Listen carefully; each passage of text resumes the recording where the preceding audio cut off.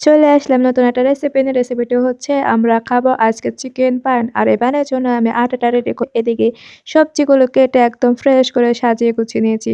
গাজর, মাংস, আলু, ধনিয়াপাতা, কাঁচামরিচ, পেঁয়াজ এরকম করে গোল, গোল করে এর ভেতরে ঢুকিয়ে দিয়েছি।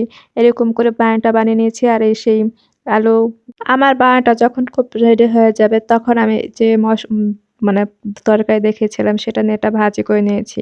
তারপরে সে ভাজিটা এটার মধ্যে ঢুকিয়ে দিয়েছি। ঢুকিয়ে দিয়ে তারপরে এক, এক করে ছেড়ে দেব। সুন্দর করে একটা, একটা করে ছেড়ে দেবে একটা। তারপরে সুন্দর করে একটা মানে একটা ঘ্রাণ চলে আসবে। ঘ্রাণটা শুনলেই বুঝতে পারবেন যে এটা ভাজিটা আসলে কতটা সুস্বাদু হয়েছে, যা তুলনা হয় না। এক, এক করে আমি সবগুলো দিয়ে দিলাম। তারপরে কিছুক্ষণ ভাজার পালা। এখন এটা দেখতে হবে যতক্ষণ একটা সুন্দর একটা রং না আসে ততক্ষণ পর্যন্ত আমাদের লো হিটে একদম ভাজতে হবে। এই পর্যায়ে দেখতে পারলাম আমাদের এই সুন্দর বান রুটিতে একটা কালার চলে এসেছে। এটা যেমন আমরা বাজারে কিনতে পাওয়া যেরকম চিকেন বান রুটিটা খেয়ে থাকি, ঠিক সেম ওরকমই টেস্ট এটা হয়েছে। আর এই বান রুটিগুলাকে যেমন এক, এক করে আমি সুন্দর করে ভাজা শেষ হলে তুলে নিব, তখনই বুঝতে পারছি যে এটা ঘ্রাণে পুরো আমাদের বাড়ির আশেপাশে আনাচে-কানাচে সব জায়গায় চলে গেছে।